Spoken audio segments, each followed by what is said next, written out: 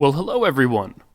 We went from a bit over 30 subscribers to over 100 thanks to the collaboration with Bionic Dance, and the shout out from God is Not Good. So as a bit of an introduction for everyone new here, my name is Vern, I'm an agnostic atheist, a pistivist, and general doof. I don't swear on the channel to try and have it be more welcoming to people who are questioning and may have an aversion to cursing still. In real life though, I'm kind of a sailor. If you want to get to know me, I do have a Twitter where I don't hold back on all that, though I'm kind of an old man at heart and have no idea how this whole social media thing works. I'll get it eventually, sometime. With that introduction out of the way, this week we are returning to Adherent Apologetics. Zach here would like to present 12 reasons that Christianity is true. So grab a drink, everyone, and let's begin.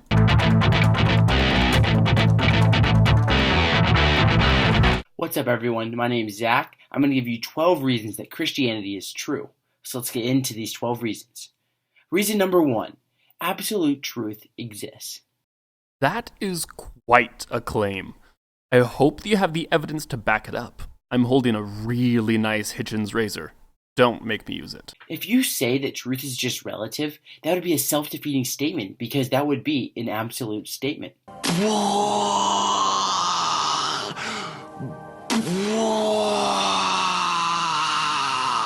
The only time I've heard people actually say that truth is relative is when discussing something like ethics, where there are many different approaches that can be reached from multiple perspectives, and no commonly accepted way to arrive to an agreed upon answer, let alone an absolute one.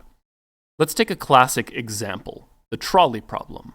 You are the only person on a train, which is speeding toward 5 people that are strapped to the track. You have the option of changing tracks to one where only a single person is restrained. What do? If you do nothing and let the train run its course, 5 people will die. If you pull a lever to switch tracks, only one dies, but your action directly decided that person's fate. Does doing nothing mean you are actively killing 5 people, or is it the moral option as you did not take an action that would directly kill someone, and you just happen to be a victim of circumstance? And we can make it more complex by switching out numbers of people on the tracks, giving them ages and professions, etc. Maybe the track that holds a single person is the world's leading cancer researcher on the cusp of a breakthrough, while the 5 people are all criminals on death row. Or we flip it. The single person is a criminal, while the 5 are actually scientists, all on the verge of medical breakthroughs. Would these different scenarios change your choice? The truth here is that there is no objectively correct answer. It's all a rather glorious moral and philosophical mess. So can truth be absolute then? Maybe, maybe not. Have you ever heard someone saying that truth is relative in relation to, say, math? I know I haven't. It wouldn't be acceptable to try and fight a flunked math test by complaining to the teacher that, truth is relative, so 2 plus 2 does equal 5. Then again, we have had ideas about reality we thought were concrete that were shot down, changing our view of the truth. So what separates these ideas of truth? Demonstration, repeatability, and reliability. Those we can hold a higher degree of confidence in their accuracy. But no matter what, we should always leave an ear open to hear conflicting viewpoints, always know that we could be wrong. Even if absolute truth did indeed exist, your issue is going to be proving that it is indeed absolute. And if your proof involves a God, you must first prove that God to exist. Either God exists or God does not exist. Only one of these options can be true. Yep, that's a true dichotomy. So can you prove which one is correct? And if you can't, where do you think we should settle on the matter until it can indeed be proven? I have always wanted to use the gumball analogy. Here we go. Imagine that there's a jar of gumballs. I say that I know that there is an even number of gumballs in the jar. I don't have any calculations or any demonstrations of this. So, do you believe me that the number of gumballs is even? I sincerely hope not. But since you don't believe me, does that mean that you take the position that the number of gumballs is odd? Once again, I sincerely hope not. Until we can count the gumballs, it would be foolish at best to rally behind a position vouching for either an odd or even count of gumballs. So yes, God either exists or doesn't, just like the number of gumballs is odd or it's not. But until we can prove either side of the dichotomy, we shouldn't have to settle on either side. Also, how does talking about absolute truth help in the question of if God exists or doesn't? Reason number 2. The universe almost certainly began to exist. Modern scientific discovery has made it very clear that the universe did, in fact, begin to exist. This can be seen with the expanding universe and the impossibility of an infinite chain of universes. The expansion of the universe does indeed point to the idea that our current universe we observe had a starting point. Cool, I'm glad that you accept Big Bang Theory. But what is with you dropping claims without any supporting facts? I love how you state an impossibility of an infinite chain of universes as if that is the largely accepted position in science. And to my knowledge, there is no singular position on how the universe began. If there is a chain of universes like you mentioned, if our universe is one of many that exist at the same time, or many other hypotheses. There are so many ideas about what might be, simply because studying these proves to be rather difficult when we only have access to our solitary universe, and we can only look back to the Planck time at the absolute most in our universe. The honest position to take on the matter of the particulars of how the universe began is a big ol' Let's set all that aside for a minute. You're correct. The universe began to exist. It is the only one, yada, yada, yada, yada. How does that make Christianity true? This isn't a proof for anything, let alone that your specific deity is the cause. Because we all know it's the immutable cosmic French press anyway. Each universe originates from a single being. It is ground and scatters, creating everything we see. And even then, we are nothing without the immutable cosmic French press, who infuses our grounds with its essence. Reason number 3, the fine-tuning of the universe. Zach. We have been through this one already. I'm not touching on this again. And even if I did, we would literally have the exact same issues as in the last point. It doesn't provide any validity to your God. So why is it on the list of the things proving Christianity? Reason number 4, objective moral truths do exist. The fact that we know rape is wrong shows that there's an objective moral standard of truth which could only come from God. We don't need God to tell us that something like rape is wrong. We only need empathy. And I hate to tell you, but the Bible has some horrible attitudes and rules about rape. Let's look at Deuteronomy, chapter 22, verses 23 to 24.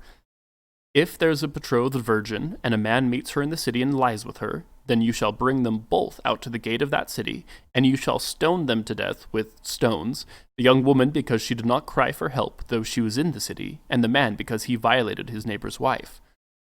So death as punishment for rape, but both for the rapist and the victim? And I love how this passage assumes that the woman could call for help and just decided not to. I don't think any person would not call for help if it was possible. The very next Deuteronomy verse says that if a woman is raped in the country, then don't stone her to death. Because of course she did cry for help this time, but since it's the country and no one was around, I guess we'll give her a pass.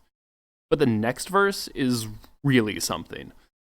If a man meets a virgin who is not betrothed, and seizes her and lies with her, and they are found, then the man who lay with her shall give to the father of the young woman 50 shekels of silver, and she shall be his wife because he has violated her. He may not divorce her all his days. There is a monetary punishment for this rape since the woman is not engaged. And what's more, the woman is forced to marry her attacker. Does this fit nicely in your worldview, Zach? Is this the objective moral value you talked about? Because I'd say it's a pretty poor one. It doesn't value the victim at all. Besides, of course, the money that they would be worth to their father. Not to mention that a rape victim doesn't have to be female. I'll be honest, just researching this and seeing those horrible rules and the complete disregard for the victim made me really angry. I mean, yeah, the Bible is insanely brutal and misogynistic, but sometimes I kind of forget how bad it is until I'm forced to look things up again for matters like this. Reason number 5. Millions upon millions of people have experienced personal encounters with God. People all over the world have claimed to have had personal encounters with God. Either all of these people are liars or delusional, or these encounters with supernatural forces have actually happened. If I repeat my sentences with only slight changes, it makes it twice as true. If anyone repeats their sentences with a little variation, it makes them doubly right. People all over the world have claimed to have personal, sometimes too personal, encounters with aliens. Either all of these people are lying or delusional, or these close encounters with a third kind have actually happened. You don't have to be delusional to be convinced of something that is not true. And it doesn't matter how many people believe in something, that doesn't make a thing true either. I mean, at one point, most of the people in the world thought the world was flat, and they were wrong. Just as wrong as the unfortunate people who still believe that today. Well, actually, less wrong, because they didn't have the information we do today? I don't know. And again, I'm left wanting to scream at my monitor. Which God does this argument support? Because millions of Muslims have had personal experiences with God. I'm sure millions of Greeks and Romans and who knows had personal experiences with their chosen gods. So until you can demonstrate the actual existence of your particular God, I am content with viewing them as they are. Childhood fantasies that have broken the line normally separating realistic views of the world and the dreamlike creations of the young and whimsical. Reason number 6. There are plenty of credible reports of near-death experiences. If you look at academic research, there's a lot of reports of stories in which people who are near death experience things that they never should have. These experiences help build the case that there is a supernatural realm. There is a joke I remember my family loving from a long time ago. You're having a problem getting rid of a mouse, and buy mousetraps. But this mouse is capital S smart, and dismantles each mousetrap before getting away with the cheese. You're starting to run low on mousetraps, but you get an idea. You start putting your last few mousetraps in a particular box with a window the mouse can get through. Once all your mousetraps have been disassembled and the cheese taken, you put a razor on the bottom of the window and leave the box empty. The next day you get rid of the dead mouse. How did this happen? The mouse walked up to the box, stuck his head through, and on the razor. The mouse frantically looked back and forth, saying, "Where's the cheese? Where's the cheese?" In case you didn't get it, the mouse is you, the cheese you're looking for is any proof of God. Bonus points if it matches you uncomfortable not knowing something. And the razor is, of course, Hitchen's razor. That which is proposed without evidence can be dismissed without evidence. For once, though, he links a source for what he is saying. Huzzah! Bad news, though. We're off to a bad start with this article. Number 1, the writer of the article is Gary Habermas? Don't quote me on that. An apologist who specializes in the resurrection of Jesus. He also holds a doctorate degree of philosophy in history and philosophy of religion and a master's in philosophical theology. You want to know what he doesn't have a degree in? Psychology, physiology, psychiatry, neuroscience, really anything relevant to the topic. Number 2, Gary here is employed by Liberty University. And Liberty University has some wonderful aspects to it, like being a private evangelical Christian university who has a doctrinal statement, which is essentially a statement of faith. Their website explicitly states that they are a Christian university and incorporate Christ into everything that they do, and that one of their main goals in regards to teaching students is to promote a Christian worldview. That sets off so many alarm bells, it's getting hard to think straight. The article itself really doesn't do much. It's not anything peer-reviewed. It talks about the near-death experience of a girl named Katie, who, when recovered, talked about some things she saw while she was near death. I think the article was specifically selected because Katie says she met an angel. However, later in the article itself, Gary admits that people in other cultures see different things. For example, people from India usually see Yama, the god of death. So many names I'm probably butchering. Anyway, Zach's own article that he linked to, in an effort to demonstrate a reason Christianity is true, directly states that it cannot add any credibility to the idea that Christianity is true. So what do the psychologists, neuroscientists, and the like say about near-death experiences? Well, I spent a few hours researching the subject, and I looked up actual peer-reviewed articles, unlike our buddy Zach here. I found so many rabbit holes and organizations I can't believe are somehow counted as peer-reviewed. Like the Parapsychology Journal, in which people attempt to prove telepathy, precognition, and apparitions. This journal only lives on because of small private institutions, even though their experiments have been shown to have glaring problems that render any supposed confirmations completely bunk. But enough of the issues I have with fringe groups ruining the credibility of science at large. On to what I actually found. I found a lot of different ideas on what could cause a near-death experience. Most of them revolve around what we see in a brain when near death. The brain starts running out of oxygen, neural transmitters suddenly become more or less active. People start to dissociate. I see why this is a common God of the Gaps argument. It's a big unknown with a lot of possibilities. And you are more than welcome to shove your God in there as long as you're happy with your God shrinking with every new discovery. And if you understand that it's not going to convince anyone. Or it shouldn't convince anyone.